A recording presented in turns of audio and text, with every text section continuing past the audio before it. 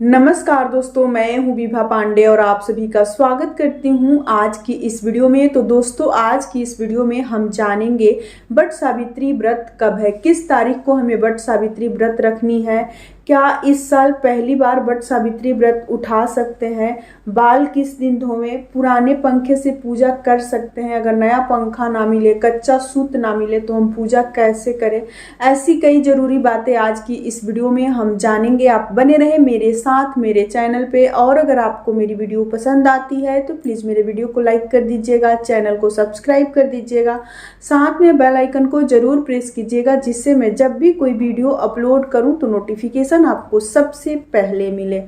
तो दोस्तों, वट सावित्री का व्रत सबसे पहले सावित्री रखी थी अपने पति सत्यवान के लिए, अपने सुहाग के लिए, और उसके बाद से सभी सुहागन महिला इस व्रत को करने लगी। इस व्रत को करने से सुहाग की आयु लंबी होती है, हमारे पति दीर्घ आयु होते हैं, इसलिए इस व्रत को किया जाता है।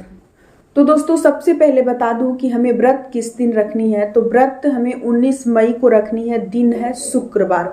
शुक्रवार के दिन हमें वट सावित्री व्रत रखनी है, पूजा करनी है। व्रत दो तरीकों से किया जाता है, एक व्रत सिर्फ फलाहार पे किया जाता है और दूसरा व्रत की शाम के समय, रात के समय मीठा भोजन बनाकर और खा लिया जाता है, जैसे कि पूड़ी हो गया, पराठा हो गया गुड़ से, या फिर सेवई बनाकर एक ही अन्न का उपयोग किया जाता है। ऐसा नहीं कि चावल और गेहूं दोनों का उपयोग करें, क्योंकि खीर और पूड़ी नहीं खा सकते हैं। सेवई पूड़ी खा सकते हैं, सेवई पराठा खा सकते हैं, सेवई रोटी खा सकते हैं, लेकिन खीर ना बनाए। दो अन्न जैसे गेहूं और चावल दोनों का उपयोग हमें नहीं करना है, कोई एक अन्न लेना है। तो एक अन्न में सबसे शुद्ध जो है गेहूं माना जाता है, चावल बहुत अधिक शुभ नहीं माना जाता है, शुद्ध नहीं माना जाता है, इसलिए गेहूं का उपयोग किया जाता है।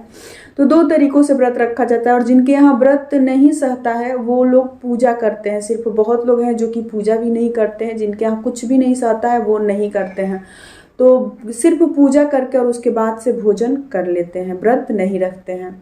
जान लेते हैं कि इस साल क्या पहली बार व्रत उठा सकते हैं, शुरू कर सकते हैं वट सावित्री व्रत। तो जी हाँ, इस साल आप व्रत उठा सकते हैं, क्योंकि 2 मास, मलमास, अधिक मास जो ही आप जानते हो वो सावन के महीने में लग रहा है, और सावन से पहले कोई भी व्रत आप उठा सकते हैं, चाहे साप्ताहिक व्रत हो गया, जैसे कि मंगलवार का व्रत हो गया, बृहस्पतिवार का व्रत हो गया, सोमवार का व्रत हो गया, शुक्रवार का वैभव माता का व्रत हो गया, संतोषी माता का व्रत हो गया। आप सब व्रत, साप्ताहिक व्रत भी उठा सकते हैं, वट सावित्री व्रत भी सावन महीने से पहले उठा सकते हैं। सावन महीने में 2 मास है, मलमास है, तो सावन महीने के बाद कोई भी व्रत आप नया शुरू नहीं करेंगे। जिन्होंने अभी तक, जैसे कि तीज जितिया पड़ेगा सावन के बाद से, या फिर सावन सोमवार का व्रत पड़ेगा, तो जिनको पहली बार करना होगा वो ये सारे व्रत नहीं करेंगे सावन के बाद जो ही व्रत पड़ेगा।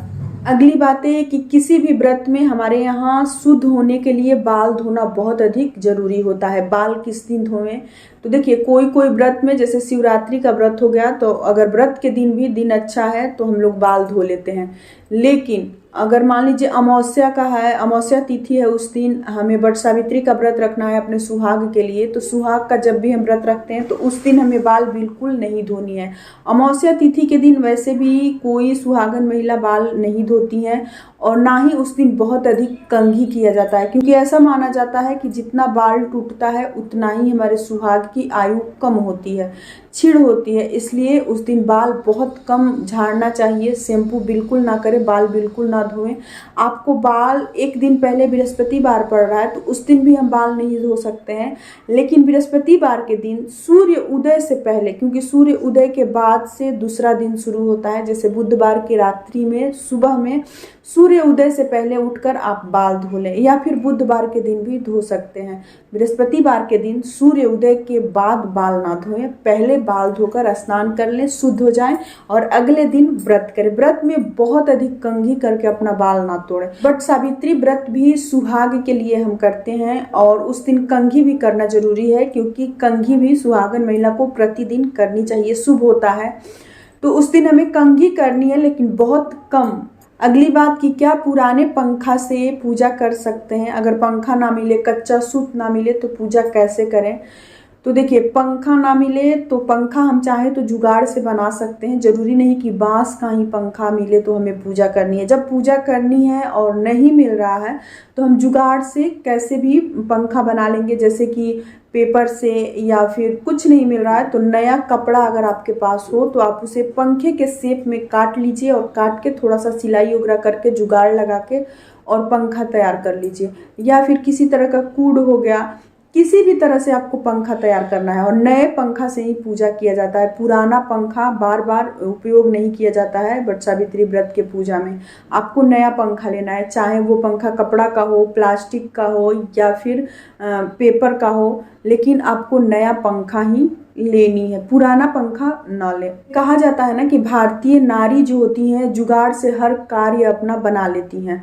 तो हम लोग भारतीय नारी हैं, जुगाड़ से हम लोग हर कार्य कर सकते हैं। आप लोग थोड़ा सा जुगाड़ लगाकर और पंखा घर में तैयार कर सकते हैं। जिनको ना मिले तो जरूर तैयार कर लीजिए और उसके बाद से नए पंखा से ही पूजा करें। कच्चा सूत ना मिले तो जो हम सिलाई करते हैं जिस धागे से, वो धागा भी ले सकते हैं। पीले या लाल रंग का धागा हो। कच्चा सूत जो सफ़ेद मिलता है उसको हल्दी लगाकर पीला कर लिया जाता है, क्योंकि सफ़ेद चीज़ पूजा में, कोई भी शुभ काम में हम लोग उपयोग नहीं करते हैं। तो कच्चा सूत में भी हल्दी लगाया जाता है। मौलिक जो रक्षा सूत्र होता है उसका भी उपयोग कर सकते हैं। कुछ ना मिले तो सिलाई करने वाला धागा जो महिलाओं के पास रहता है तो आप लोग उसी लाल पीले रंग का कोई कलरफुल धागा हो तो आप उसी से पूजा कर लीजिए, उसी से फेरी लगा लीजिए, यानी भांवर दे सकते हैं। और सभी महिलाओं को अपने लिए सुहाग का सामान चढ़ाना है। एक वस्त्र के रूप में अगर साड़ी हो गया, सूट हो गया तो बहुत अच्छी बात है। अगर साड़ी सूट ना हो तो आप एक ब्लाउज का पीस भी जरूर चढ़ाएं। जेंट्स लोगों के लिए, अपने पति के लिए आपको वस्त्र के जगह पे एक रुमाल भी छोटा सा आप लोगों को जरूर चढ़ानी है। जनेऊ चढ़ाइएगा, जनेऊ चढ़ाना बिल्कुल ना भूलें। और अगर हो तो आप टी शर्ट वगैरह, हर ड्रेस जेंट्स का जो ही होता है, अगर चढ़ाना चाहें तो आप खरीद के चढ़ा सकती हैं। अगर कुछ ना हो तब आपको एक रुमाल भी अपने पति के लिए ज़रूर चढ़ानी चाहिए। तो यहीं तक की थी आज की हमारी ये वीडियो। उम्मीद करती हूँ कि आप लोगों को मेरी ये वीडियो पसंद आई हो। अगर पसंद आई हो मेरी वीडियो तो मेरे चैनल को सब्सक्राइब कीजिएगा, वीडियो को लाइक कीजिएगा। फिर मिलती हूँ एक नए वीडियो में, तब तक के लिए नमस्कार।